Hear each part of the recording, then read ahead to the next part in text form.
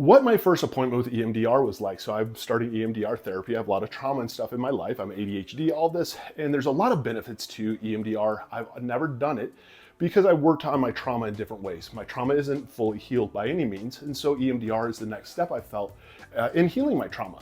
So my first appointment with EMDR, I found a doctor that was well recommended, or a therapist that was well recommended that does EMDR, and I met with her for my initial. And how an initial really goes is somebody trying just to figure out about you. Sharing with her again in detail, like why I'm doing this, what's brought me back into doing EMDR, some of the trauma and stuff that I've been through, and then her explaining to me how the EMDR process is.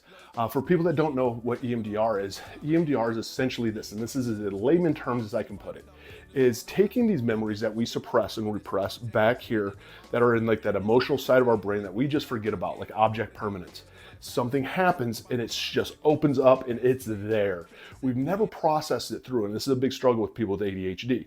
So it's taking it from here, bringing it to here, and allowing our brain to actually process it through logically to find that closure and sense that we needed for it so that it doesn't haunt us anymore.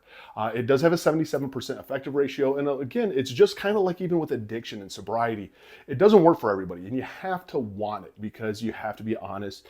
My biggest fear with it is the fact that I am afraid, and I've talked to my therapist about it, of disassociating. I'm very good at disassociating. It is one of my natural defenses of unhealthy coping, essentially, that I've learned, unfortunately, from the trauma that I've been through.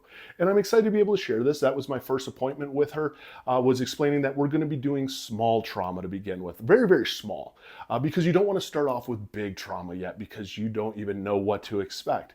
And so the first couple of appointments are going to be on very small things, and it's going to gradually progress. So I'm excited to share about this with you. My next appointment actually isn't until August. I have a trip that I'm coming up.